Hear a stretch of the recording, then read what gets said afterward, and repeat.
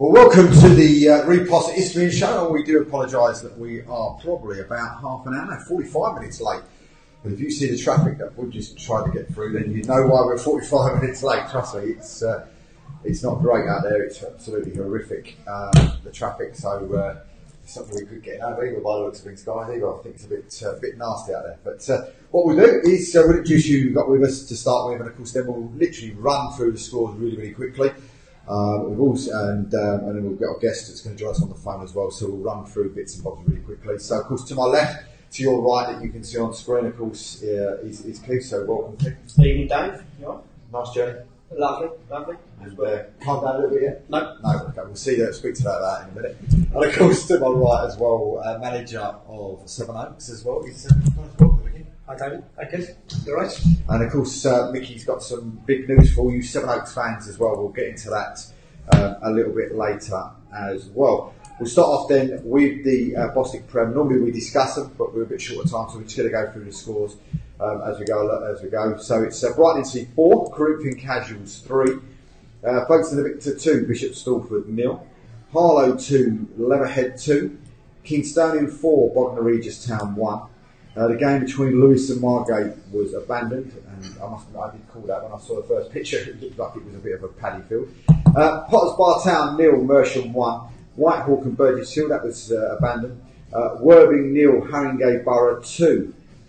In the North Division, AFC Sudbury 8, Dereham Town 2, Bowes and Pitsea 3, Soundtown Rangers 1, Bury Town 2, Barking 1, Candy Island 0, Whittam Town 1, Coggeshall Town 3, Great Wakering 0, Grays Athletic 2, Basildon United 2, Morden Tiptree 2, Felixstowe Walton 1, Mildenhall Town 0, Brentwood 6, Romford 1, Haybridge Swifts 5, Tilbury 3, Averley 0 in the Jigsaw League or the South Central, Ashford Town 2, Shalford St Peter 0, Bedford Sports 4, Egham Town 1, FC Romania 2, Hertford Town 0, Marlow 1, Waltham Abbey 3, Molesley and Tooting was abandoned, Northwood 2, Hanwell Town 2, Uxbridge 0, Cheshunt 2, Ware 7, Bracknell Town 2. For me, the biggest shock of the weekend. And they were this week's Andy Wilkins Media Team of the Week, so congratulations to everybody at Ware. Westfield 1, South Park 1 in the South East Division. Greenwich Borough 2, 3 Bridges 2, Guernsey 1, Winstable Town 1, Hastings 2, VCD 1, more on that as we said later, Herne Bay 2, East Grinstead Town 5, Horsham 4, Cray Wanderers 2, which was another, I don't think that was too much of a shock for me. I think that one there was probably one I saw coming. Phoenix Sports 2, Faversham 2, Ramsgate 1, Ashford United 3, Sittingbourne 4, Seven Oaks 1, and Whiteleaf 4, Hyde Town 3. Top of the Isthmian Prem then is Lewis. They played 19 with 36. Haringey 19 with 36, and they play tonight. Dorking Wanderers played 19 with 36. Kingstonian have played 21 with 34. Tonbridge played 20 with 32. Enfield have played 20 with 31.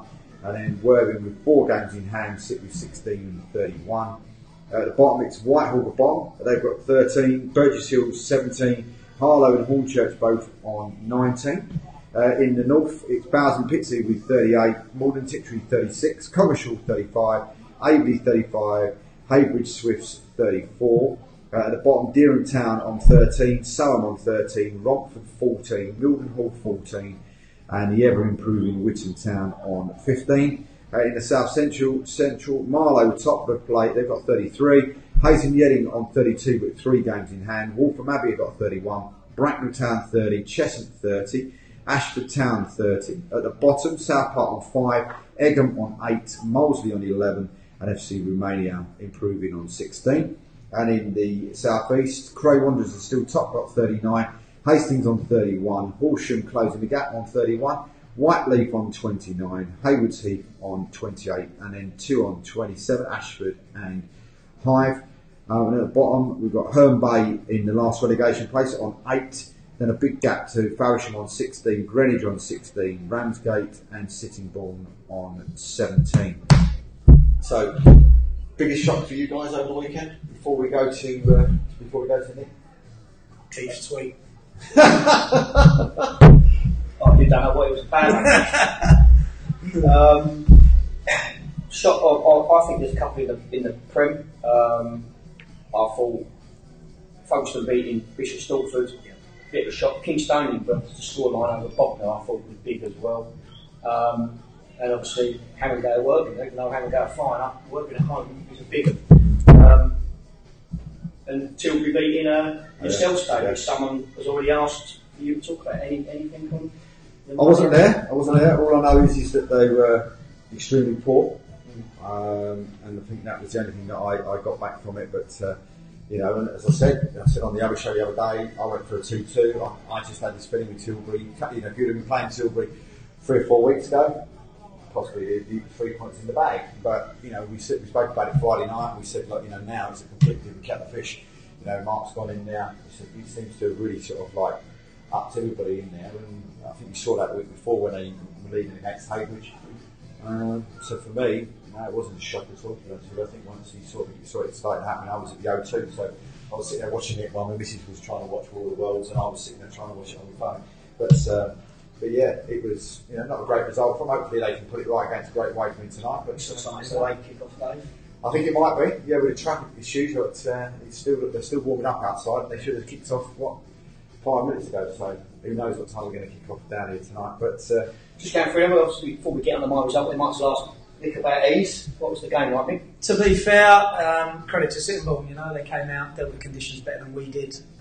Maybe a couple of contentious issues, but other than that, they thoroughly deserved it. They 2-0 up in 7 minutes. We never came out of the blocks, and a very tepid performance from my boys in them conditions. And we had chances, didn't take them, and then went in at 3-0. Thought we came out second half much better, and needed to get it back in it early, that, and it didn't happen. And then we nicked one late, and they catch us on the break, and they thoroughly deserved the 4-1. You know what they.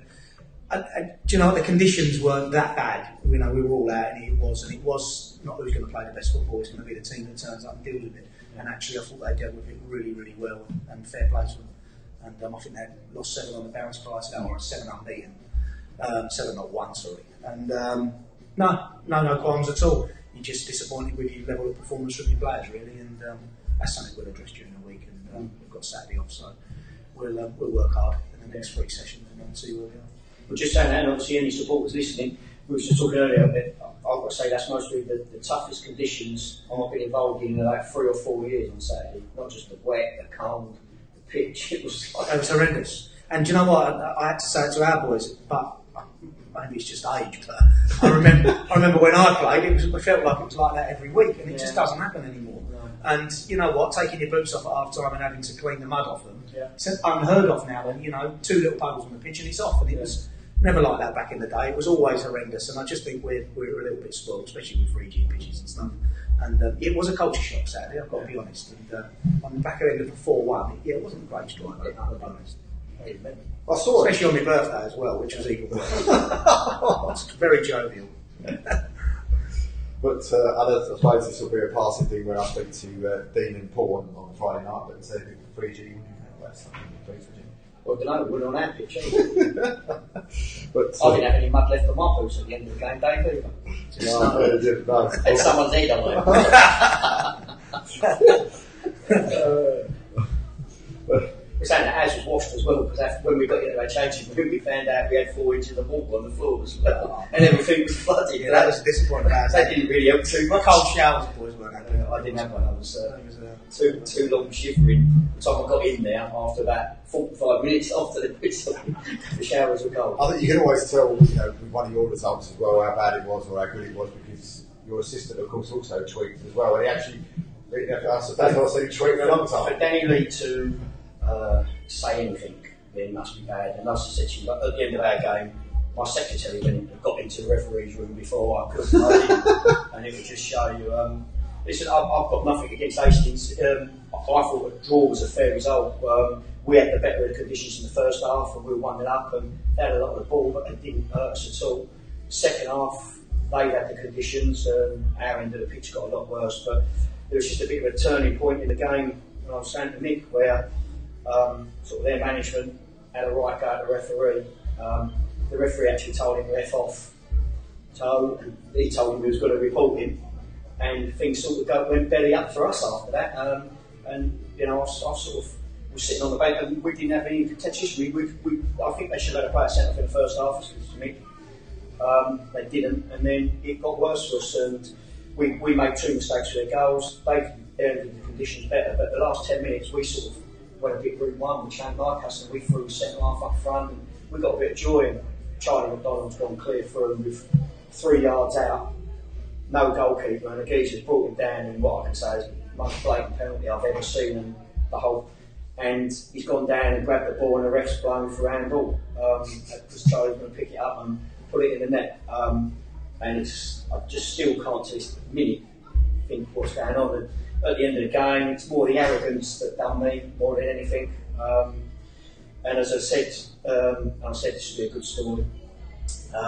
But you know, I've not felt that hatred after a game for a referee, and I mean, like, if I went home and caught my missus in bed with someone, I wouldn't fancy, like, I wouldn't stab them up or whatever. But at that moment, it weren't good, and I'm sick and tired of it. And we'll talk about refs in a minute, but you know, I've had a lad, he missed an elbow, and I've just found out that Jack Stevenson's got a fractured eye socket. You know, and I just get it. People say you can't use that dreaded word to a referee, but I was sitting here the other day thinking about it. I was been sitting there for Saturday, but you know, Charlie's got absolutely smashed. Not made a meal of it. If he did, it would have been a straight red. And then goes down, and the referee goes, he dived. So if a referee's calling one of your players a diver, what's he calling him? He's calling him a cheat, isn't it? And do you think that might come into the decision later on in the game as well? Yeah, I think Chris having a go at him was a big factor, and you know, me coming on this show might not even help us sometimes. Dave, people might think, oh, he's moaning at the refs, blah blah blah. But you know, all I can say is it felt like the referee dived. That's all I'm going to say. It felt like a referee dived, and I'm like, where'd you go? And like I said, we're going to talk about refs in a bit more because I'm not blaming them. I just think that is the level we're at. I've done a little bit of research in the last few days as well, and we've done a show about it where I mentioned training, and I'm still a big believer of that. Like I said, you know, it had nothing to do with Hastings' this thing. Like I said, they come up, they even apologised for the penalty at the end of the game, which would have been one of them. But in the last 2 weeks, it's cost two referees, it's cost us 4 points. And at the end of the season, that could be big. That could be big. It could be, as you see before, it could be someone's job, it could be anything. And I just think the FA need to help them. They need to help them big time because sometimes they don't even know that they've made these mistakes. And how they're going to put it right. At the next game, we've said this, they should be in, they should be have training, they should be finding out what they've done. You know, the FA need to spend money. They spend loads of money, and rightly so. They've done it on grassroots for the England setup, and it's worked. You see the 17s, 19s, 20s, 23s. They need to spend some of this money on lower referees. But we'll talk about that in a minute. So I won't get too. 2 seconds. Who's that? George. There's not incentives for the refs to get into the game. Would you want to be paid 30 quid at grassroots level for 90 minutes of use? It's a little bit more than 30 quid. George, some of them pick up 100 of them, whatever, and maybe £500-600 a week. But this is going to be one of my points that I've looked into. Like I said, we're talking to Micky Davis, and then maybe Nick and I'll have to whatever's left for the last 5 minutes to see how many 4-letter words I can get in for sponsorship. Oh, dear. So tough old weekend then. Yeah. Very tough. It's just hard to take because it's not just that, you know, you put all your time and effort into a lot of preparation. It's a lot of preparation. So, you know, you get a bad decision, Dave, but not like this. Yeah. Not like this. Do you know one of the things I think of looking back, and it's our first season in it, and to be fair, the standard at this level has been better than what it was at step 5. Saturday was a slight difference, and I'm not going to go into that, but there was a couple of incidents that weren't good enough. But you'll watch the game back. I'll watch the game back. When I get it through, I'll watch it back and I'll go over our problems and faults, and we'll do it professionally, same as you do, same most managers do at this level. That should be something that's brought in, rather than an assessor sees it at speed time, exactly the same as a referee does, and makes a cold call on it. Same as what he's done. He might have sat there the assessor Saturday, same as my one did, and you know, he's played 2 minutes overtime and we've had 10 minutes of injuries. And you look and you think, well, how can he get that wrong? Well, if that's played back, and they say to him, look, whenever it is, you'll get a copy of the video, the club will do it, and then we'll go through it with you, whether it's online, even how we're doing things now. That will help them, because then they'll understand where they got it wrong, or misinterpretation, or whatever you want to call it. And I think that will help them, and it gives them that experience. But that's not in place, and maybe it should be. I also don't like it. Like I said, I'm going down and people go, you've got to give them 20 minutes, right? So, there's two reasons. I get that. Listen, I'll go in, and I've done it 3 times this year. I've sat down and I've not gone nuts. But it gives me 20 minutes to come up with a lie. It does, sorry, it does. I've gone in there, there's some assistants, they're licking their asses. And you're an assistant, if you want to come somewhere, say, no, I actually think you might have got that decision wrong. Not all of us get together and, oh no, we didn't, you got that really right. Come on, we're not all idiots. And my secretary went to him, you're the only person in the whole of the ground that didn't think that was a penalty. And he went, oh well. What did the lineman do? The lineman didn't say a word. What did he give in the incident? Well, no, the lineman told us, even for what we thought was a red card, he said, I'm not allowed to give anything. So what's the point of being there? I'm not allowed to give anything. Frustrating, isn't it? Ain't you, ginger?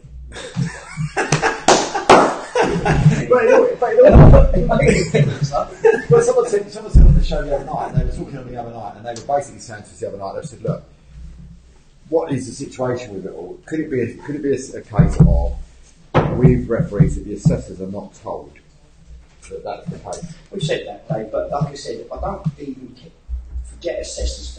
Just give these people money so they can get better. Give them money so they can train. Keep all 3 of them together. Give them proper training courses. Set them up. Actually put your hand in your pocket, the FA, who's getting all these fines, and put that back into refereeing. And then you haven't got a problem. If this was the other way round... Do you think there'd be, if there was more ex-players that went into it, and they won't because they know what grief they get, and it must be a soul-destroying job for a referee. Yeah, it might be, but you might have ref the game. Like I said, I ref the game the other week, right? And it ain't in the grief because you can deal with it. I think there has got to be an incentive, and it does need to be financial as well. But at the moment, the only way I can say it, if my son wanted to be a driving instructor, right, I wouldn't let Dave take him out in a car. I'd take him to a driving instructor. He would have to go to a driving instructor. If I want to be an electrician, I'll have to but you have to go for training for that. A referee doesn't. Anyone can pass the basic referee's course, okay? And then you go out on a Sunday morning and you play. So you're talking about more mentoring, which is what they do at academies. Well, it's proper. The local FA should coach them and see how they get on in training, and then they get that. Yeah, games are important, but they don't. Even an assessor, they don't see them, but they only learn by playing games. So they cock it up for all us. By learning, and that ain't right. And if I'm not wrong, I think that was a referee's assessment. Well, I see bad. I had to keep us in it. I had to come back to who he was. I'm going to go 2 foot him out the door. Anyway, if anyone's watching, my name's David Square. Let's hope the annual game Saturday. I'm one of these people that you've got to speak your mind. I can't sit there. I don't think I've sat in front of many people this year and they've gone yet. And I've said when there's referees, I went and watched, so everyone's honest, I watched Hive play Greenwich Borough last Tuesday night in the freezing cold, and the lady referee, and the name's just gone out of the head, was superb. She was very good. She didn't take no crap, and I've said this about because blokes won't go up and give her a load of. She tried to let the game flow in it and whatever. Yep, she made the odd mistake for people, whatever, but she let it go, she spoke to them, and I've come away and I went, wow, what a clever she was. So it is there, but I bet that she's had some sort of training. I bet they haven't gone on a Sunday. Do you think that in certain games, like in ours at the weekend, it's exactly the same? There's 2 incidents that I'm not saying they turned the game because they were on top, but they do have a bearing on it. And you've had an incident early in the game, which is a verbal incident, that then maybe has generated an issue later on that's not going to go your way. And that really, the game should be refed on its merits. Well, that's what they say. Is it a foul? Isn't it a foul? Well, we've just had a couple of bits come in, and it's quite interesting. It says, grassroots Sunday leagues, depending on the league, it's 25 to 50 quid for a game. At other end of the scale, no top level refs until 2022 major finals, Euros, World Cup. finals or Champions League final English refs. Chris Ottaway said you should have seen the referee. We had an epping against Great Bando a few weeks ago.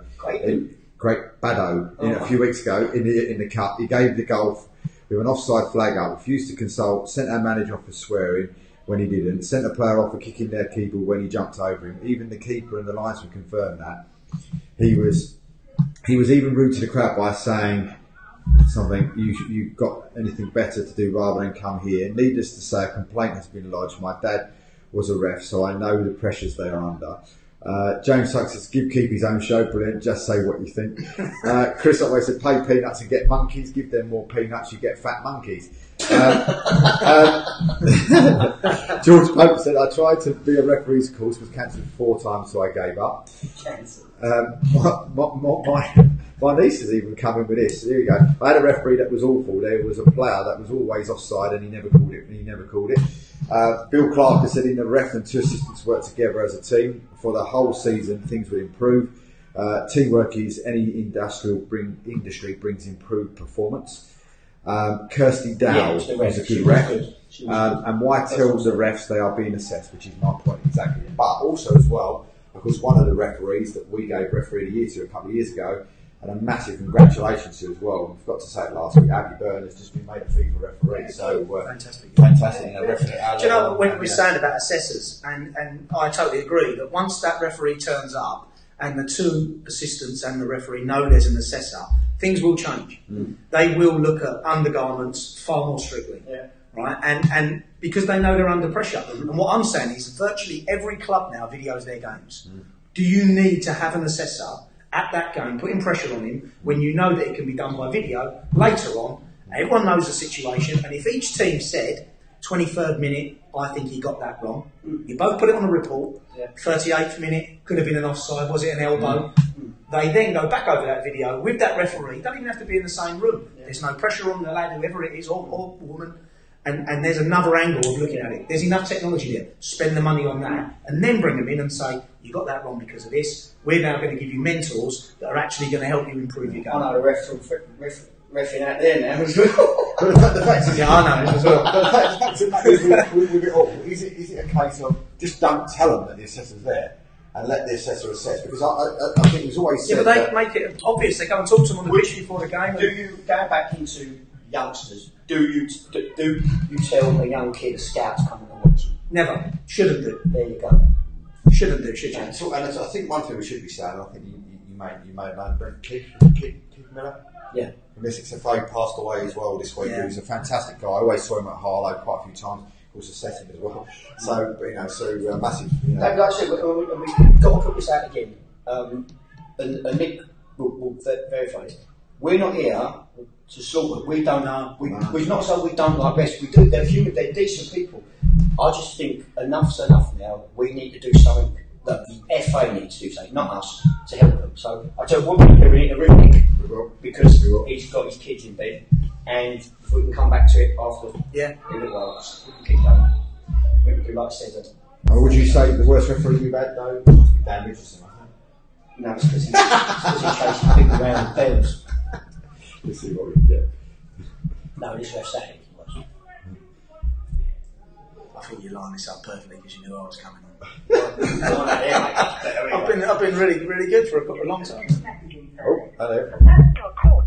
He's not picking up, so we'll try him again in a minute. But in all fairness, I mean, we've wrestled. We do say, good things about referees. We had, Abby Byrne, spoke about other referees. Dan Richardson comes on. He's very, I think it's a case of. But I did see someone say the other day, why do referees not come out after games and say, well, look, this is what the situation is. Yeah, I mentioned it once. But then someone then came back, which was a fair comment, I suppose.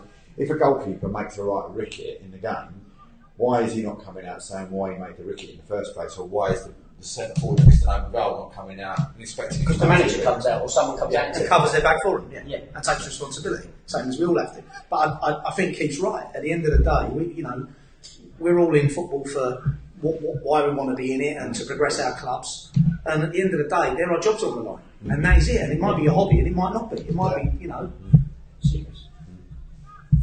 Right, we're trying to get. She says he's here. It's not picking up though. There we go.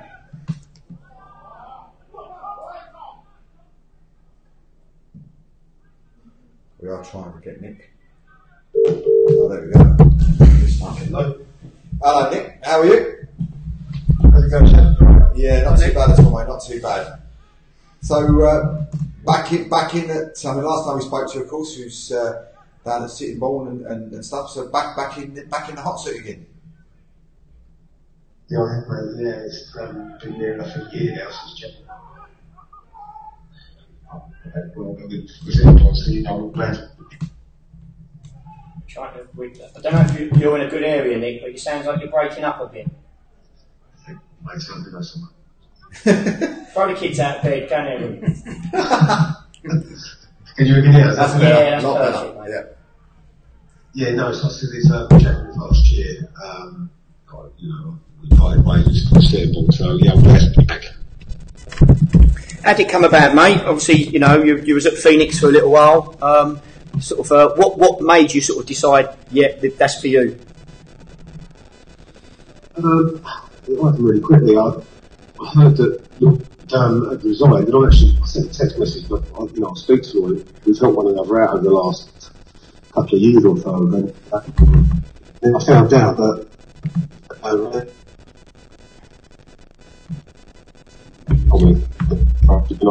that day, and I'm out quite swift, and then that all happened quite quickly. The reason for it really, number one, it's not lucky. I've got some fond memories there, 15 years ago, 2007 I started there, and he was playing the Ryman Prem at the time, and he was a 10.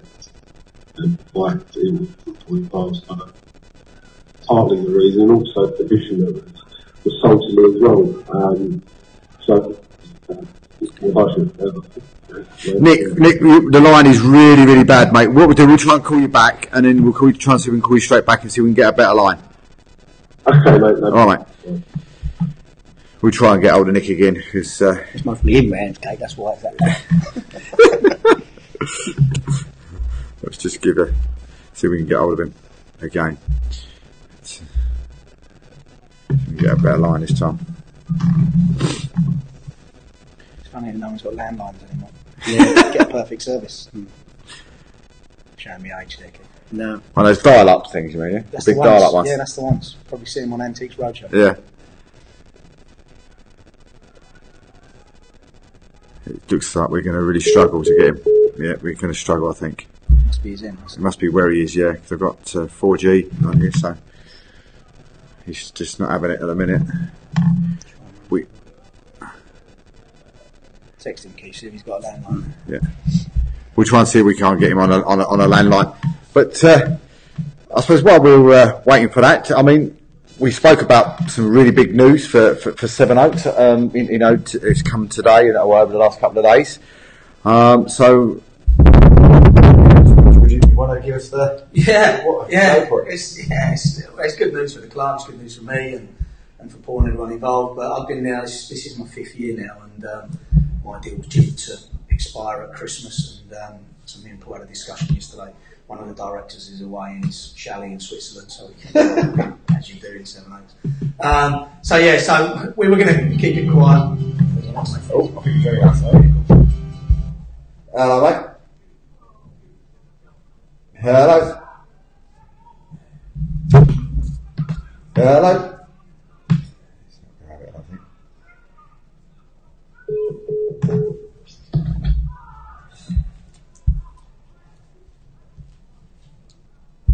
I think we're going to have a few issues in getting out of him tonight, I think. She's got a landline. Just ask to text him, so go on, Micky. Yeah, so anyway, me and Paul knew that my current deal was coming up, and so we've had a discussion over the last couple of weeks, and then yesterday I met him, and we sorted out another 2 years, so that's me committed to them for another 2 years, and then committed to me, so that's a positive, and it's a good thing on the clubhouse situation that we're trying to go for as our next phase. We've obviously got through the first phase, so it keeps me there. Hopefully we get that done and sorted and onto the next bit of the club really, and that's what I came in for 5 years ago. Paul sold me the project, and the football was a insignificance at the time really, and then we started to get slightly successful, so we've pushed it and got where we are now. I'm going to try him on another phone number. Hello. Oh, we can hear you now. That's it. Perfect. Perfect. Oh, better. Yeah. Sorry, mate. We'll come back to you next time. Yeah, no worries. Sorry, Nick. So I think while you were breaking up, you said that you were there sort of 10 years ago as a player. Yeah, that's right. Yeah, and you know, a lot of fond memories there, Keith, and you done really well at the time. And yeah, I think it's just ambition in the conversation I had as well, and where the club, what the club to be, which appealed to me. So you know, that's when I thought, you know, I'll give it a go. Just going back just a few steps, how difficult you found it, obviously since leaving Sittingbourne. I know you went in at Phoenix a few months ago. Just tell us the time in between and how you found it, and obviously your time at Phoenix as well. Yeah, I was out for about, how long was I out for? From January till the summer, and yeah, I found it difficult actually when you've been involved with it for so long, for like 20 odd years, you know, Saturday, Tuesday, Thursdays. It's a part of your life, isn't it? It's in your blood, and when you stop doing that, you're a bit of a spare part of a Saturday, and it was exactly the same. I was bored to death in the end. You have to try and get out much games, I think, keep on top of things and look at players and everything else, but you've got, it's like I've heard you found there before, when you do that kind of games, people, you know, talking, why is he here, you know, does he know saying like that day, so, but no, it was literally, I missed it massively, and Port Phoenix needed some help down there. I was lucky enough to get on to do my coaching badge, my UAFB, and really the club to do that with. So Port Phoenix allowed me to do some of the coaching down there, and yeah, it was, you know, it was really different, you know, to being a coach, number two, to obviously being number one. But you say that I've actually enjoyed to not have any pressure on you whatsoever. It was quite refreshing actually. Yeah, so I enjoyed my time. It was really good club feelings. Okay. Obviously, going forward, then you took charge of your first game Saturday. Tell us a little bit about it, and then also what you think you might need to sort of take the club further. Yeah, we had a tough one with Ashford at home Saturday, and we had the same problem with the conditions, which were absolutely unbelievable, weren't they? With the wind and the rain, especially by the coast at Ramsgate, was a bit of an eye-opener for me.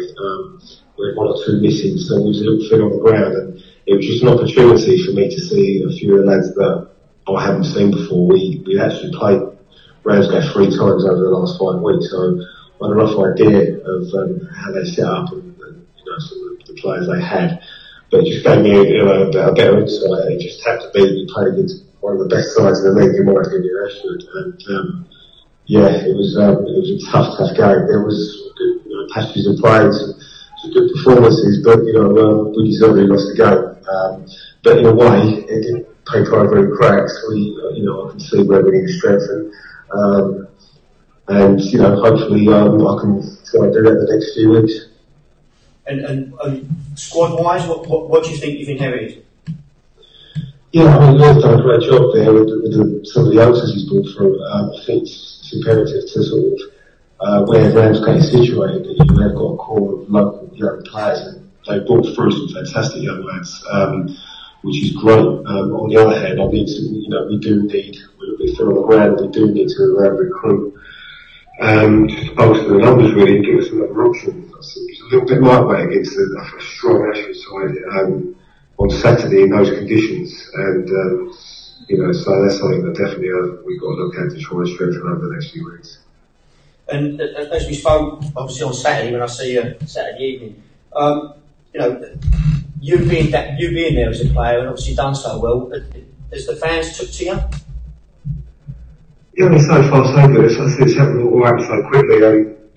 Yeah, I don't really know. Apparently, you know, it's all been good. It's all been good for us. Obviously, no one's ever disappointed that Lloyd resigned, as you know. But you know, that's football, isn't it? One door closes, another one opens, doesn't it? So, just I've got history of the club. Played a lot of games for the club. We, you know, successful at that time, and so it's got a place in, you know, in my heart. So, yeah, so far it's been so good. Yeah. What are you doing management team-wise, Nick? Say that again. What are you doing management team-wise? Who's going to go with you and work with you? Well, I've got Tony Cornwall in, who I had. Yeah, that's what I was going to ask. He was helping out at Her Bay, and I brought him in, so he was there Saturday. We worked really well together. Seb was there for I think 4.5 years with me, And yeah, so I trust Tony 100%. That's so important, isn't it? And I trust his judgment and everything else. So yeah, we've got Tony on board. I just have to assess it where we go from there. We've got Coach Joe staying, and Aidan's the kid that he's been about there for absolute years. Even when I was there way before that in the 90s, he's still there. Yeah, I just have to assess the coaching. I'll probably continue with the coaching, but might need a little bit of help with that as the weeks go by. So we'll just have to play it. And obviously, your next few games, we spoke, we've got 2 big derbies coming up. Yeah, we've got a game last till Boxing Day. We've got Worcester away, and then we've got Faversham at home. So some big games, and then Haywards Heath, and then I think we've got Guernsey Sydenham. So yeah, some big games coming up, and they're all big. I think it's just you look at the league table, all of a sudden we find ourselves about 4th from bottom of the league with one loss. But on the other hand, we're 5 points off 9th, so it's still close, isn't it? So just a couple of wins here and there, will push us right up there. But sometimes in these Kent derbies, I think you can just toss a coin really. I think whoever's up for it more on the day tends to might win it. So we just have to. Hopefully, so we take one game at a time, really. But good, Nick. I mean, if you was going to sort of not hand pick fixtures, but I mean, you've got a good set of fixtures to get your feet under the table with. They're not, necessarily Cray and Hastings and these sort of things. VCD. You've got some decent games to coming up until you get to sort of Horsham on the 26th of January. No, that's right, but I mean, I'm sure the other teams will say the same as well, because Ramsgate is the best of form either, so... Haywards Heath always difficult. Yeah, no, I was there with Phoenix, they're they're a good side. Very difficult place to go. But yeah, no, you're right, Dave, winnable on paper, but again, we have to turn up and, put in it's going to be a battle, isn't it, against the Kent, especially against the Kent side. Worcester and Faversham are right near us, and Sitterbourne as well, so it's all going to be, real big games, all Kent derbies, but ones that we want to be involved in. We'll just interrupting you just for a second. It's Haringey Borough 2, Carshall and 0, and if it stays like that, Gabriel's got both, so they go top of the Bostic Prem tonight, so that goes on the way it's going. Nick, just tell us what there's some people listening, obviously, that don't sort of know the management side of it, what it's like or how it feels to walk into a change room after a manager that obviously the players like, that done a good job, sort of has resigned, not got the sack, resigned. What's the sort of feeling in the club, and also how did the players react and with yourself? Yeah, it's a little different. I've not been used to that before. I was obviously at Sitterbourne for 5 years, and I knew the players already, so it was quite easy because they took to me because I was playing with them and playing manager, so that transition was fine. In this instance, I know a couple of lads anyway, like George Crimmin and Ollie Gray with me at Sitterbourne, so I knew those two, but you're right, they were, Lloyd was, he brought a lot of these lads through, so obviously he's the only manager they've actually dealt with, so you're always a little bit, apprehensive about what happens when you first go in, but we met at training last Thursday, and I sat down and I spoke to all the lads, and then I spoke to them individually as well, just in case they wanted to, just to tell me anything away from the group. As I said, a young bunch, so you always just said they want to carry on and play football. At the end of the day, kids just want to play football, So far so good. Again, I've not been in the job 6 days, so it's early days yet, but so far so good, mate. And has the club gave you any sort of goals or any pressure on you to do anything? Well, yeah, they want to push up the league. As I said, it's tight, isn't it? The league's tight with it. But just the next game is all I'm thinking about is to hopefully try and get 3 points. As I said, ideally I need to bring 1 or 2 in. I've made a few approaches yesterday, so I can speak to them before the Christmas period, and hopefully we can get one in, maybe 2 in, and there'll be hopefully 1 or 2 more in weeks to come. But I didn't want to make massive changes. There's a group of some really good players there. We just need a bit of tweaking, and hopefully we can get the right balance and blends. But yeah, no, completely really looking forward to it. No, we wish you well, mate. Like I said, I've known you a long time, and I know you're passionate, and you'll put that stamp across. And you know, I admit those. You know, Ramsgate's a big club, as you well know, when you played down there, especially when they're successful. You know, it wasn't that long ago when you played for them, I think, when they was in the Prem and doing well. So, you know, it was, you know, 400 when we get the win down there. So it just shows you, our game, Tranent Derby, there was like 2,000 there. So it just shows you how big it can be. And on the Wednesday, Saturday, you know, and I actually bring through to you, there was 225 there. So it does show you what can happen down there. Yeah, we done really well that year in the Ryman Prem. And so I've had a taste of what it can be like, and obviously in recent years, Ramsgate probably haven't been competing near the top, near the playoffs in that league. And hopefully, if I get given a chance longer time, in longer term, then hopefully we can do that. Well, there's a couple of questions coming for you. The first one I'm not going to ask because it's, how should we say, a bit about somebody inside your club, so we'll skip over that one and you can guess who that one is. That ain't from me either. No, it's not. I saw you text that, Keith. Yeah. But someone's put in here, have a look at Tommy Fagg, who's a Sittingbourne player, quality player. In fact, he was actually playing for Harlow last year in the Isthmian Premier. At the minute, he's at Sittingbourne, I've been told, and he's a quality player. Micky said, sounds like someone's playing smoke at him, though. That's quite good, isn't it? Not bad for you. That is not bad. Okay, I can tell you the goal's just got in there. It's Avery Neal, Great Waker in 1. It's the latest score here at Parkside. So, yeah. So, fancy Tommy Fagg? Nick? I've not made no approaches yet from my old club. Why not? No, it's coming. Oh dear, good lad. Well, listen, mate. Thanks for coming on.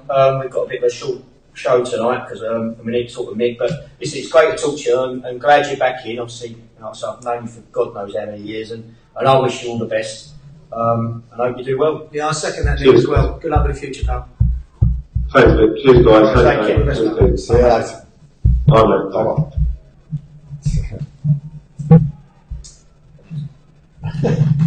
I wasn't going to do like that. He asked me up to, and I said I've known Nick a long time, and whatever other feelings don't come into reality, he's got a new chapter, and it's a big club, and as you see now, when people lose their job, there's a lot of good managers out there looking, and he'll do well. He done well at Sittingbourne, and he has. He's very passionate and stuff. So let's just hope he gets the support that is promised. Yeah, that's right. So, we go back to your football. We tried a third time. What was it? I forgot. Was it 2 year, 3 year, or 5 year? I can't remember. You've only got 8 months left there, that's yeah, I've done enough of it in the traffic. So basically, me and Paul decided, and it was never in question really, but just to make sure everyone aware that it's ongoing project, and it's been great so far. I've really enjoyed it, and get them up was fantastic, and we've settled in all right now in the league apart from Saturday.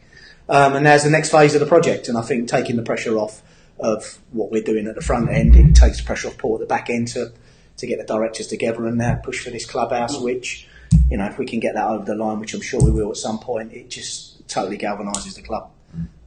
Everyone training on the 3G every night is massive, not just for the financial side of things, but just as a community now. It's just, you go down on a Tuesday, Wednesday, Thursday, it's packed, 200 kids there, it's amazing. Now we need to back it up with a decent clubhouse inside the ground, and I'm sure the guys behind the scenes will do it, and they'll make it happen, and we'll get what we need, and then it's done then for me. Not necessarily that I'll pack up, but it's the legacy. What we set out to do is done, and we took Seven Oaks from where it was, and no disrespect to they weren't the greatest, and we've put them on the map on the football side of things, and hopefully off the pitch we've done it, and we will leave them in a very secure state, which a lot of clubs aren't, and that's the most important thing. We've never gone above our means, and it's worked, and me and Paul are best buddies really, and we both saw the potential of it, and I do one side of it, he does the other, and it's worked so far, and long may it continue. How have you found the sort of the league this year? I know you've been in it before, I know a few years ago, but do you know what, Keith? The nicest thing for me, I know me and you have had chats, and that side of it's been really nice, and I actually didn't expect that. I actually thought because it was a step up, it'd be even more competitive. And actually, it's not. It's just that professionalism from the other managers and coaches. And today, same thing. I spoke to Ian Varley today by text and said, look, could you send me over the clips of the game Saturday? And not a problem. No. And no disrespect to the league below, I don't actually think you'd get that. And I think, it's a little bit more competitive, maybe because he's one up and there is no safety net of playoffs. But I've found it, and do you know what, funny enough, going against we used it, apart from Saturday, and there was only a few incidents, the actual refereeing's not been so bad, but I've actually been quite calm with it, and, I've not had to go in and see one or anything like that, but it's a new chapter for us. So we've been very calm, very quiet about it, we're going about our business, just look at everything and how it's happening, and the remit was not go back down. Fingers crossed we'll avoid that, and then we just see how far we push it. But the standard, for me, the difference is when you play against teams and the other team get chances, invariably they take them. And that's in the difference in levels. It's the quality of strikers. I'm not saying that every team has good defences and midfields, but people spend their money on good strikers. And if you make mistakes, you get punished. And that's been the eye-opener. And, some of the teams are probably a little bit more direct than what we were used to last season. It's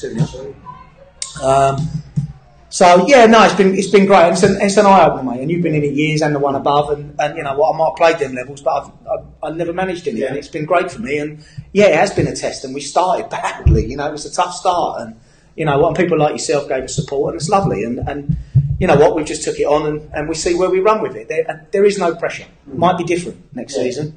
We might end up okay this year, and then everyone looks and goes, well, where are you going to take it now? And then all of a sudden, it's a different animal for me, but. No, at the moment I've enjoyed it. I enjoy the players, and it's great for us because I can always dive my head out of the first team and go down the community side of things, and go and coach the kids and look at what they're doing, and that's the nice thing. We're such a big club behind the scenes. Yeah. I think that helps when you're having a bit of a bad run of it. Like Saturday, you have a bad loss. If I wasn't celebrating my birthday still and a bad result, I would have probably got up Sunday and gone and watched one of our teams play. Yeah. And the same as what you do, Keith. Yeah. I don't think people appreciate that, mate. I don't think they appreciate. We don't just turn up on a Tuesday and a Thursday. You have to go and watch games. You have to spend time on the phone. And it's a massive thing. And when someone makes a mistake that costs you 3 hard-earned points, of course it frustrates you, disappoints you, makes you angry. Why wouldn't it? Someone said a question for me. A question for me. Which club did you enjoy playing most for? Charlton, Millwall or Gillingham? And how many senior appearances did you get in your career? Senior appearances at them clubs, none.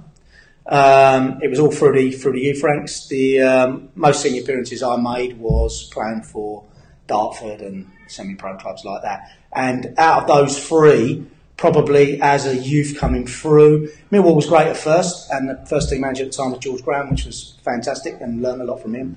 And then I went to Charlton on quite a decent contract at the time under Lenny Lawrence, which was excellent. And then I went to Gillingham under Keith Peacock, who was an absolute gentleman. My career finished as a pro game too early, really.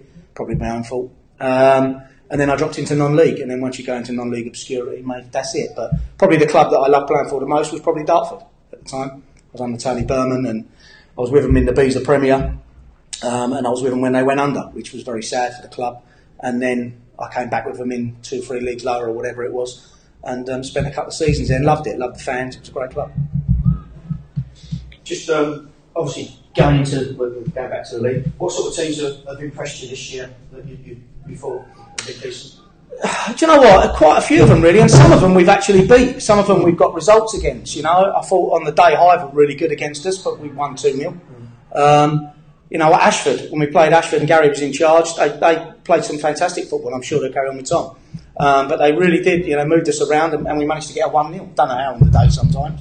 Yourselves, decent on the day, and that probably, we had a 10-15 minute spell in the game, and you had a couple of other chances, and it could have been a totally different game. And I think that's what happens, and the same with us on Saturday. Sittingbourne came out, 7 minutes, blitzed us, and then you're trying to, and then you're trying to come back, But, Hastings were good on the day. We haven't played Cray yet. We've got them 29th. So I look forward to that one. And Hastings again on Boxing Day away, which will be tough. Big crowd down there. I look forward to that one. Yeah. But there's been some good sides. Horsham were decent. We played them very early, and I think they've got better since. They've done really well there, Dom, and they're flying. So it's quite good because it's, and we just mentioned earlier, Greenwich Borough. You know what? And they probably weren't having the best time of it. And you went and watched them, and Huster's come in, and fair play to him. And he wants to have a crack at it, and hopefully he gets some playing. And they've had a couple of good results. So I think Nick nailed it. Anyone can beat anyone on the day. It's whether your guys turn up and you've got a full strength side, and it doesn't snow, and you get a dodgy official at times. Well, James Sykes said, Keith must know my mate Johnny Neal. He keeps telling me how good he was. What? Johnny, do I? No, I don't know if I do. What? Good as what? Playing or good as managing? Can't see it being the latter. The boss has joined in, by the way, as well, so he's watching it. Oh, good. No problem. Not away. No, but no, so I don't know if I do change. It might be. I might know him. So obviously, just moving forward, I know you spoke a bit about no pressure, whatever, but obviously your own sort of ambitions. Where do you think you could take so much? Do you know what? When we came into it, and I know we made quite a few changes in the summer, but we had such a good season last season, and probably the season before. And you think, wow, can we go into it and really push on? And it was, we'd actually played quite well in the first 4 games, but couldn't buy a point. And then all of a sudden you're 4 games in, and then you'll take anything. And unfortunately, it was my power that I took the first 3 points on, which is football, unfortunately. Yeah. But then all of a sudden the pressure's off, and then really at that stage you're looking, thinking, hold on a minute, this could be a long old season here. We need to, batten down the hatches. I spoke to you quite a bit on the phone and other people, and all of a sudden I changed formats a bit, and then you go back to basics, and then all of a sudden you start to get a few results. And I think we had a good run. I think we were 9 unbeaten or something, and then all of a sudden you got to grips with the league, and then you get kicked on Saturday, which happens, and then you think, oh, I need to have another look at this. Yeah. But you know what, you want to aim as high as you can. Did we think we could come in and win this league? Never in a million years. Did we think we could make playoffs? Going to be brutally honest, probably not. But could we finish in the top 10? And that, for me, first season, from where we came, from when I took it over 5 years ago to now, would have been is a major achievement. And if we can do that and consolidate and have a good look at it and finish in the top 10 this year, I'd be absolutely over the moon. Could we sneak playoffs? It'd have to be one hell of a run. I think we'd still have to strengthen quite a bit. And you can go, as Nick just said, you can go from winning 4 on the bounce to losing 4 on the bounce. And this league's so tight. We're looking at the moment, we're probably 6 points off playoffs. You probably know that more than I. But 2 wins and a couple of losses, and all of a sudden you're creeping on the door. But on the other hand, 3-4 on the bounce, and then you're in trouble again. And then you start panicking, and then what do I do? Do I change it? And we've been quite successful at Sevenoaks, especially in the last 2 years. And even when I was at Erith, I was quite successful with it. So we weren't that used to losing that many games. When I won the league with Erith, I lost 2 in a season, and this year 4. So I just read some comments I've just made later. Stephen Stock said, Mick's doing a great job telling the cameras has aged him. Cheers, Steve. Steve's one of our fans, and do you know what? He's brother. You probably come across him, Keith. Gary. Yeah. Well, and Gary played for me and came from Greenwich Borough when I was at Sevenoaks, and then he packed up playing. And do you know what? His family was so in awe of what we've done at the club and enjoyed it so much. Steve's friend that he's comes with him now, and the mum and dad still come, Mick and Sharon. And do you know, when you look at your club that has actually taken 4 fans, he's a Millwall fan, Steve, so he's going to come and watch us because they're absolutely shocking this year, and that's probably why. And I think the season ticket at ours is probably dearer than the one in Millwall these days. But he's and that's nice. That when you realise your club has actually, and we don't have a big fan base, but when guys like him and his family want to still come and watch you play, even though their son's not part of it, you feel like you're doing your job right. Definitely. No, definitely. Yeah, and he probably has aged me. Very probably. That's probably having him as a fan probably done that. He's going to come back. So anyway, shall we move on a little bit, because Mick could be part of this because he was with the bit of the referee thing. Go on. I said to you, I looked into a little bit of the referees, and I looked in, and the data I got was a couple of years ago, to be fair. And this is where I wanted to throw in as well that I think money should be more spent. As people said about what we're paying for referees. Now, it's not a bad chat, but a Premiership referee 2 years ago, a decent one, overall was earning £60,000 basic and £1,000 a game. Okay, now who pays for that? It's not the clubs, is it? Man United will not go out and go, there you go. It's obviously coming through the leagues. And are they full time or are they part time? That's full time. So obviously it works out, I think, that it might be hours, you're saying 2 years, or the top referee earned £120,000 plus games. Okay, in the Championship I think it's £600. So it'd be interesting if anyone, I know Harry and Go are playing, what they were charged for their FA Cup game against AFC Wimbledon. It's just going back to pay him peanuts or whatever. So what I'm trying to saying is that why isn't there a referees academy? Okay, Yeah, 100%. Where they get an opportunity to look at these youngsters, offer them a scholarship. An 18, 19-year-old kid wants to be a referee. Offer him a 2-year full-time scholarship. Yeah. Okay, where he's trained. There's 10 of them per county, or maybe more. Right, so there's 20 odd, whatever counties there are. Each have got 10. Over 2 years, that's 200 referees that should start knowing that getting paid full-time money. I'm not saying £60,000. I'm saying, what would you pay an apprentice? That is how you can bring these youngsters forward. You can train them properly. You can not the clubs, not the leagues. So instead of cutting their teeth on Sunday mornings, yes, make them full-time. Do you want to be like England? Didn't have no referees for the World Cup. We can establish that. We've got some coming in, and like I said, they're not. But you've got to, as much as you want to find the next Raheem Sterling for England, you've got to find the next Mark Algie or Dermot Gallagher and a referee. The only way you're going to do that, well, not the only way, the best way, I think, I agree. is to have a referees academy. Not where they're doing once or twice a week, 5 days a week. Virtually every pro club has an academy. Virtually. A lot of them have scrapped it now and thought they're just going to bring kids in at a later age, which is fair enough, that's their prerogative.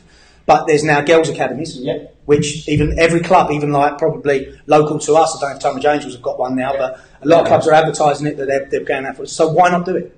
Why can't the FA put their hands in their pocket and say, look, there's enough 3G pitches and facilities around to house these people that are not used during the day, which is now extra income for them local clubs, and all of a sudden, you've got a referees academy. And this referee academy, your county, like you do, I don't know, even 3 or 4 hours a day, Monday to Friday, but with that... Education based. Education, whatever, full thing, as you do as, like you said, the football academies you do at Dartford and all that do, but they're run by their county FA, and then they go out and referee games, like, and they get coached, like they do the rep games, they go and do that. And you could question them, and then, how many kids that might not make it as a footballer, but you could give them a chance? The reason why kid referees don't want to start, because they don't want Sunday morning punch-ups. Take them out, they don't want mum and dad having to go at them. Spend your money, you could do, I'm saying 10, but there's 20, that's 200 for countrywide, but you could double that easily. And where would they referee the games? They would referee games at the county, or just say, Dartford Academy's playing Tunbridge Academy on a Wednesday. They contact the KCFO, because I'm sure we're talking Kent, and 3 officials from their academy go and referee that game. With a mentor. And the clubs don't get charged, because I don't think that's right. It comes out, and that's how they get their experience. And as they get, and obviously they're going up through the ranks, and they're getting their and if they decide they want to go out and nick a few quid on a Sunday doing it, by all means. But the KCFA will say, hold on, no, you are good enough. You've passed your whatever, your level 4 now, or whatever, or 7, 9. You can go and referee to the games. Well, do you know, but you come back on Monday, and you're Simon Osborne's a good friend of mine, and his lad Ted, at the moment, he's going through it, and on all accounts, he's started off and he's going up the ranks and he's doing really well. And he's going to get his level of rubbish that he gets thrown at him, which everybody does. And Simon and him have discussed it. But he's got to a point where he wants to progress and he wants to fast track. And actually, it's the county that are holding him back at times. He's going, well, I've done that level. I'm now step 6 on the line, or whatever he's doing. And I want to progress, and I want to progress at a rate with the right education. But actually, it's the counties, the way they run it, is actually holding him back. Now, he could be I've never seen him ref, but he could be an amazing referee that we're actually inhibiting rather than pushing him on and getting him on quicker. But like I said, that's a great idea. But like I said, the academies get managers in. This is what people don't understand, and they just think I'm okay. But if the KCFA rung me up, or Keith, I've got 3 referees, can they come down, or can you come down and talk to our referees, what you think? Or could they come and referee one of your training sessions? So when you're doing a sort of attack against defence, you've got 2 lines on a referee. So you're getting loads of incidents, you're getting little fouls, of course they can, send them down. Brilliant, it works for us, it works. Try and get them to work within your clubs, in your camp, but they're full-time. Do you know what, Keith? I think even with VAR, and I'm an advocate for VAR, and I think if it's set up correctly the way cricket do it, I know it'll slow the game down, but there's too much money at stake. You can't have the mistakes that are made and then go. And you can't bring the ref back in. No. Don't blame the ref. He's missed it because the game's too quick at times. Yeah. But VAR should just run on its own merits and that. And I'm a great advocate for it. Shame it can't go throughout. But for me, getting kids to actually go and be experienced is the hardest thing. Yeah. And for us, and I'm not being funny, but let's say, for instance, you've had an incident Saturday. Now, for that kid, for him to come in, and even for you to go, what do you think of that situation there? What would you have given? Yep. Now, he's not going to get that experience until he's probably 22, 23, but you're giving it to him at 16, 17. Could that not be a thing as well, though? If you've got an assessor that's assessing, at this level, okay, could you not then have somebody that at the level below sitting with him, so that when the assessor actually goes to see the match, it's a bit like what you just said there. Yep. To say to the kid, or the young girl that's sitting by the side and saying, if you was in that situation, what would you have done? But this is what I'm saying. But the worst thing, Dave, with all of that is interpretation. And the thing is, that referee might interpret a situation a certain way, and if that assessor interprets it the same way as him, they've both got it wrong. Because it doesn't mean that they are actually right. And I think what keeps doing is you're making them that more experienced. You're taking the assessor out of the situation. Because what you're saying is the minute you hear semi-pro football or whatever you want to call it, they're actually experienced enough not to have to be dragged back and not be marked down. And I'm sorry, you made a mistake there and he's got yellow undershorts on and he shouldn't. So that means you're marked down and you can't get improved. That shouldn't be the case. Shouldn't be marked in senior games. No. All that should be done away from it. And what Keith's saying is his job's at stake, mine is, so on and so forth. Right? And players and clubs lose money. Let's not get this wrong. You get it wrong in the FA Cup and it's costing you 10, 15 grand. Chairman's going, why have you lost that game? Well, no disrespect, we had an idiot in the middle. Yeah. Well, that ain't going to be on the report, is it? It just says you lost 2-0. And Keith's right. We're trying to nursemaid these younger referees through, which we should, but we're doing it in game time. And I think that side of it's wrong, and I agree with you. Yeah, like I said, and it doesn't help them, does it? No, it's not a mess. It doesn't help them. Trying to help them. Right? Yeah. If they're in this even if there's a group of them, they make they come and do your game, but they're getting coached. They make a mistake. They didn't see a pen. They run the wrong line. They can't see, or the lineo's not there.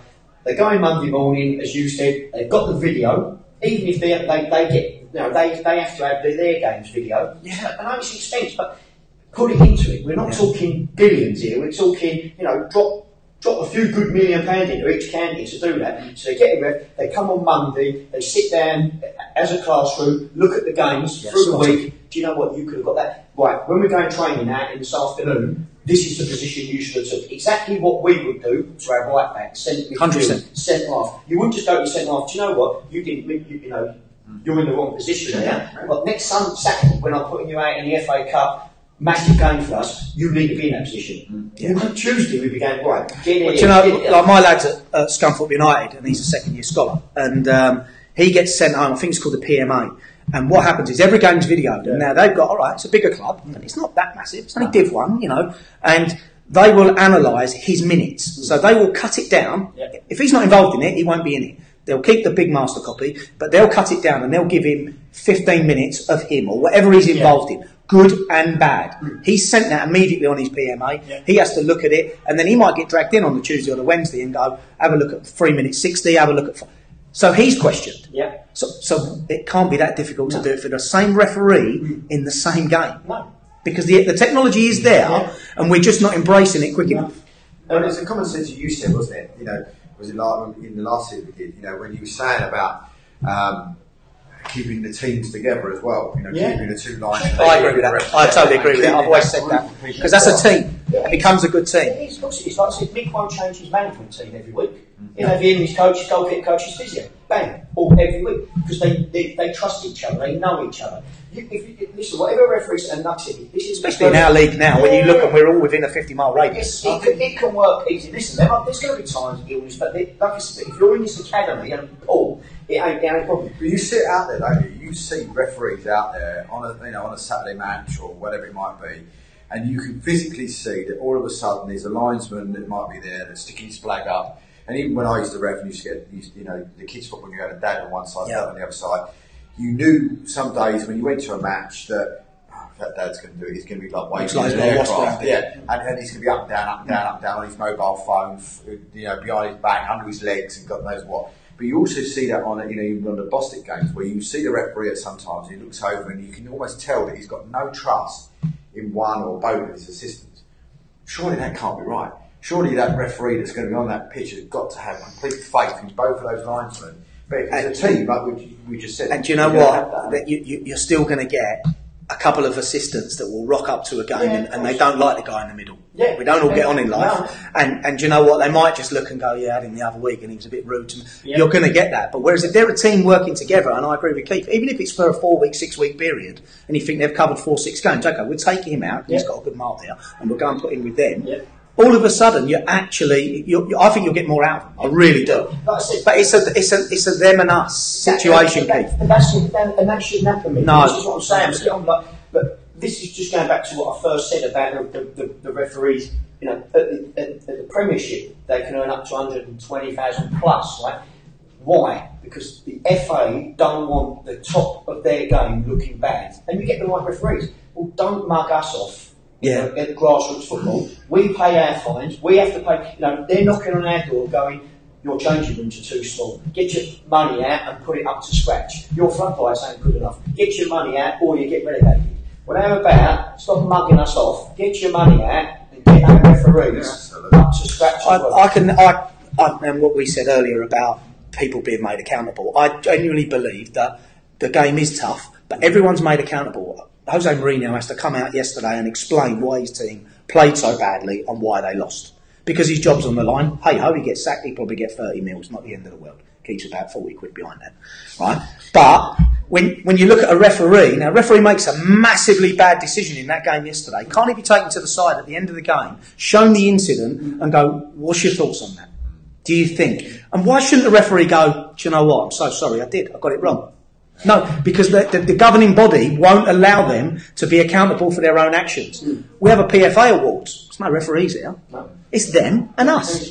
It's managers, players, and referees and assistants. Shouldn't be like that. Well, Alan Woodward's just sent a message. He said, watched the game at Enrich the other day. Young Lino, first decision, was overruled. The ref overruled him, killed the kid. Not a word said to him. Rest of the game, the kid's so scared to put up his flag. Just pure arrogance on the referee's part. Yeah. Is that ref helping that young lad to progress? No. And that's it falls down again. Just going back to like, with the training and that, and obviously everyone's seen it. Like, obviously Sky Sports now on a Monday do the refs watch. Dermot Gallagher goes in. They pull them points up quickly and you go, yeah, the ref could have been there, no, he could have done that. They do it. No different someone at an FA or KCFA can't go and do that for their own camera. Yeah. It's there. Everything's there. Everyone videos goes in. Dan Richardson, came on the show, didn't he? As well, and he basically turned and said that. He said, he agreed with what you said on that night, didn't he? He's now he's moved out to Wales and he's refereeing games in the Welsh Premier League division and the division below.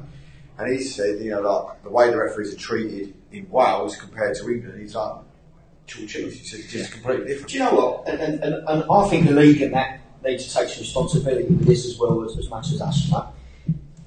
If one of our players go and end up playing pro football, me and Mick and that go, do you know what? How well have we done there?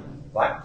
If someone that we know that's reffed in our league, we see him on TV at Sky reffing, we go, he used to ref. How good's he? Brilliant. We're all proud of that, and that's what I'm saying. The league needs to say that. I know that they don't come from the league, they come from the FA, but if all the leagues can put pressure on the FA and all going, you're giving us muggy referees. It's our league. You're disrespecting our league. Do this. Put your hand in your pocket. England and that's quite, grey headlights. All them new players, all these kids, the Raheem Sterlings and that, come from somewhere. They come from clubs like us. They've all played for a club like ours. That's how they start. Yeah. Then they move. Look after, because at the end of the day, that's why in one way you're losing clubs. Financially, could be the FA Cup, could be anything. But we're having to pay these referees. So get the FA full-time. Academies don't cost the clubs any money to pay for the referees. They pay them. What's the difference of standard go up within the next 3 or 4 years? Watch all of a sudden, and if it was for I think the difference as well is that where people are picking the phone up on a Sunday morning, I can't get a ref to do an under-11 game. Right? All of a sudden, you'll have a glut of referees there that want to do it. Yeah. One, because the parents will actually go, hold on, this kid's doing this for his education as well. Maybe the parents will then back off. Maybe some of the idiot managers on Sundays and Saturdays will back off and go, well, hold on a minute. No, this kid is actually There is a system in place here for this kid to do it. You know, I'm not being funny, but I go and watch Louis' game occasionally when I get free time, and the parents are, you stand on one side of the pitch. You're not allowed near the coaches. There's a strict discipline at that level that you have to behave and conduct yourself in a certain way, right? And you can't go, ref, come on, that's a rubbish. You're not allowed. That's how it is. It's like rugby mentality, right? And I said it with VAR. You look at rugby mentality. That ref's man enough to go, did I get it right? Did I get it wrong? No, I got it wrong. It's a try. An umpire. Correct your decision. All right, I've got that wrong. They don't go, oh, you can't do that. Yeah, exactly right. Because we all make mistakes. Exactly right. You know, I did that with a permit in 1987, and look at what's happened. Well, Graham Fuzzle said, dread having a referee to set our games. 9 out of 10 refs get nervous and card and whistle happy and kills the flow of the game. I think if you watch a referee go out there, referee a game with no assistant in the league, I like to call it referee the game with common sense. The minute they know that it's an accessory in the crowd, by the book, all of a sudden the common sense goes out of the window, and they just, as you just said, by the book, and causes all kinds of chaos. You know, I mean, you're saying about referees and saying all that referees do good, and just as we said earlier on, you know, with Abby Byrne, you know, I mean, somebody that was refereeing a Brighton NC game, you know, 2 or 3 years ago, and now all of a sudden it's a FIFA referee. She's, you know, fourth official. She refereed, I think it was Arsenal and Man City live on BT Sport. Who was the one I watched yesterday? There was the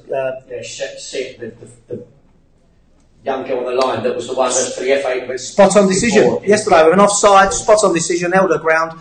She's been given that opportunity and afforded it and looked after it. Brilliant, you know. But is there enough of it? We're talking one person. We've named 6 officials. That's it. In a country that's got how many games of football going on every week? That's what we're saying. We didn't have one referee at the World Cup, and we invented the game. So that is what That's what I'm trying to say. But I just, you know, I don't know if you two knew how much a Premiership referee. Yeah, I did. I was get on quite well with Andy D'Urso back in the day before he booked him 7 times and never sent him off. But I don't think people know that there is a career, like financially as well. No.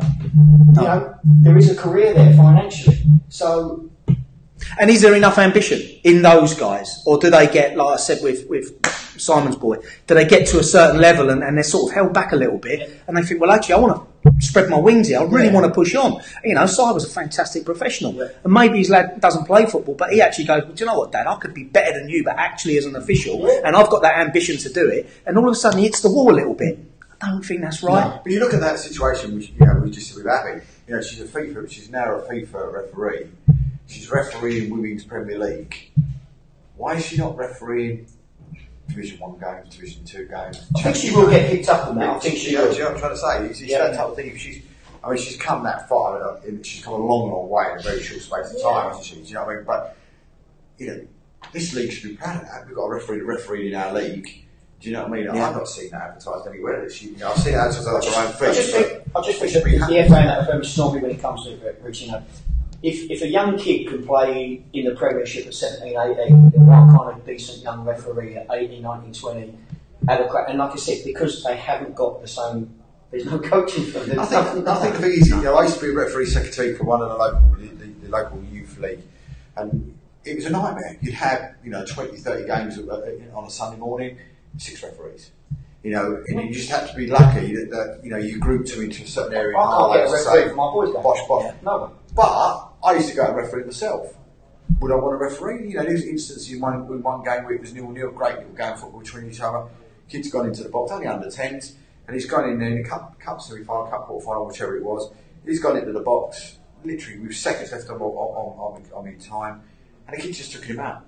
I blowed for a penalty, and the manager that it was against was going absolutely garrett on the touchline. Do you know what I mean? But it's that type of thing. I mean, my daughter, you know, she used to referee as well, and she's having to fend off 2 blokes fighting on the touchline. You know, 14. Things like that. She ran away from it. You think our club, we've got 63 teams, right? We have super wheelchair teams playing the National League. We've got girls teams, ladies teams, vets teams. We've got every single angle covered. And me and Paul had a discussion a little while ago, and what we do, we work it a certain way. So when the kids come through, if they want to do their badges, as a club, we look after them with the money we spend, we get. the coaching badges, not given, but it's like an incentive for us to spend the money. So we then get the kids in and we coach them. So we take them, we set all the badges up, they do level 1, level 2, whatever they get, and then they come back in the club, drop down the levels and coach from 7 up, and we keep it integrated, and that's why everyone stays at the club and it's a community feel. And we've just taken on board, and I believe it'll come out in the next couple of weeks, exactly the same. We're running short of referees. We've got so many games. So what we're going to do now is we're going to offer out to some of them kids that are in our, let's call it our lower level teams that have got no real ambition to go and become professional footballers or play semi-pro. Hold on a minute, I'm not actually enjoying running around on a Sunday getting kicked. I wouldn't mind being a referee. So now we're going to offer out the fact that we can then bring in referees courses so we can hopefully train our own referees to referees our own games at Greatness or wherever we may be. How many clubs are given the help from the FA to make that happen? And that's where it needs to be. And I agree with you. If you then take it up at 10, 11, I'll get used to how to run a line for an under-11s game, whatever it may be. And then you go, I fancy a career in this. Well, you've got a 2-year taster. First-year scholar, second-year scholar, as a referee or assistant. Great idea. Great idea. And you don't have many, Keith, but that's a good one. just for a couple of minutes. There was something that came out. I think it was today, and I didn't want to ask you guys about it. And they're no longer in our league. Needham Market. Needham Market. I mean, what do you think? I mean, I don't know if you've seen the Needham Market stories come out today. No. They've dropped out of the FA Trophy due to a game being on a Tuesday night. I think the game got called off in the Trophy on Saturday on way to Weymouth, and they found out. Found out an hour before. So and then they put it to Tuesday. So they said we can't afford to go. We're going to pull out. But you're right. It should have. Common sense needs to prevail. But they've actually given 2 dates to say, look, we can do it here and here. I think the reason they pulled out for was because it's tomorrow night. They said that they've already had players and management and the team. So how much has it cost them? 2 days off of work already. Yep. And to get there and get back, it's going to be another 2 days off work this close to Christmas. It's not fair on the people that have got to have the time off, and it's not fair on the employees, the employer, to have the 2 days off. I've said this about lots of different scenarios in football, and how level and higher and lower. And there should be a pot. And that pot, if it's FA Trophy or it's put in by the top clubs at that level from the prize money or whatever it may be from the FA, that if that situation happens again, don't worry. Us as an organisation, we're going to make sure that we've set the rules for them to travel all that distance, and we have it. We've got to go Guernsey, February. Good chance. What we do? We planned a hotel. We're planning on the Sunday. Planned a hotel to stay on the Saturday and do it correctly. Right? Say that gets called off on the Saturday, we can't fly. Say it gets called off on the Sunday morning. Rains overnight and we're stuck. Who covers that? They do, Guernsey. Yeah, fantastic, because they're a well-run organisation and do everything properly. Yeah. But in this scenario, it's their competition. It's the FA competition. You expect people that are carpenters, plumbers, whatever you want to do, right, to then go, hold on a minute, we've got to go back there Tuesday night. Well, how are you going to do that? Dave, I might be right and I might be wrong. I've got a feeling that after this round as well, if your game is called off, or it is the following Saturday. So why not make an exception? I think it is. Because what are we talking costing? Well, let's put it down in money. What are we talking here? £800? It's cost them to do all that? Forget people's time off work. No disrespect, we don't work, we don't get paid. Yeah. But they even offer them 2 different dates. Well, Needham and Weymouth is a slack. Oh! Yeah. And by that's more. I mean, from what I read, was Weymouth wanted the game to be straight to penalties and extra time penalties on the day anyway, because they didn't fancy the return. So how's that fair? And then all of a sudden, I think then Needham Market have then come forward and said, and I can't remember what the dates were, but say it was the 21st and 28th. They've said we'll play it on those Saturdays instead. If you play it on the 28th, we will forego the replay as well. So basically, it will be penalties and extra finished time on that day. And so you haven't got to come to us. So they've actually physically come out and said that, and it's, I don't know, it's, for me, it just seems to me that they just want to, one of those sort of small clubs that want it, not small club people. Weymouth used it to their advantage, they called it off, to be fair, the weather down there would have been shocking. But to do it an hour before, I think it's wrong. So, if I'm right anyway, they would have trained. So Weymouth would have to pay their expenses anyway, because it's the same thing if you travel. When it's not called off into, if you left, I didn't know that. If it's actually, just say for instance, it's fine. They have to plan a pitch inspection at 9 o'clock. I think Bromley had it last year in their trophy run, and I think they had the same. And I remember having a chat with Jerry about it, and I think it was the same. They went to travel up north, and it was called off really late. Yeah. You know, so they may have to pay that anyway. But, you know, but there should be a pot. Let's get me on Tuesday. But you know, Keith, that happens. You know what? You can turn up at a game and the pitch is perfectly right, and within an hour you've got a problem halfway through the warm up. Yeah. And all of a sudden you've gone, oh my God, we're in a terrible state. Yeah. It shouldn't be the clubs then, for me, that have that. to suffer it. You're playing in a competition that has plenty of money, plenty of prize money. Then sit down with them and go, look, you put in a chitty for it. Yeah. We know it's genuine. We'll cover the cost for everybody on the day. Nothing's wasted. Go again. Yeah, no, I agree with that. Yeah. No, that's a fair point. Would you be, you know, as a manager, would you be a little bit cheesed off? Not if you know the rules and get listen. If you're Weymouth, you want them there on Tuesday night. Oh, 100%. Right. It's a killer on 3G because you can't. Yeah, not calling that up unless you put impulse and snow. You want them there on Tuesday. Yeah, that's a slap. That's a tough one. Massive one. But for Needham to actually say that they're happy to, if they play it on that day to do that, there's got to be a compromise. You know, for me, if I'm Needham, I'd go to the FA. If we get kicked out, I'd go to the FA and appeal it. Delay it, because they wouldn't be able to make. If you delayed it now, the game couldn't be played on Tuesday anyway. Exactly. But I do you know what though? Again, we've levelled it at the FA, but you got to have common sense. Common sense has to prevail. This isn't life-changing football here. No. Come on, you know, we are at a level that's not, but it is life-changing, as in people trying to commit work. Yeah. You know, some of them people could be doctors or whatever they do. You know, I'm a surgeon. Like one of the lads I worked with me last year, training to be that big in the NHS. Yeah. All of a sudden, he's looking at it going, well, I physically can't do that. I've got things booked on them days. Mm. Why punish that team or club? Yeah. The possibility of financial gain with prize money or whatever's involved, and a plum tie in the next round. Who have they been? It's been drawn today, hasn't it? So who did they get? You know, they could have got a Maidstone away. I know they didn't, but Maidstone away then in front of 3,000. Yeah, I just think they maybe should have advertised that they're going to pull out. I would have spoke to the FA and delayed it, and forced the FA's hand, which they may have done anyway. It's 3-0 now to Haringey Borough. So it's not flying now. They'll be going top tonight. And, do you think that's an advantage, Monday night football? Yeah, I think it may be. Maybe not at the minute. Yeah, it's the early days yet. They've still got about 4 hours to play, haven't they? We kicked off. Yeah. But I mean, it's that situation, what you said earlier on there, wasn't it? About, 1 minute you could be on a good run, and you could be on a bad run. The last 2 games, if Havey won it, would have been, beat Tilbury at the weekend, and would have beaten Great Wavering tonight. You're looking at it then, and all of a sudden, they're sort of 3 points clear, sitting at the top of the table. If they lost to Tilbury Saturday, they're losing again tonight. Do you know what I mean? And all of a sudden, they're they'll be 3 points behind and on level games with the rest of them.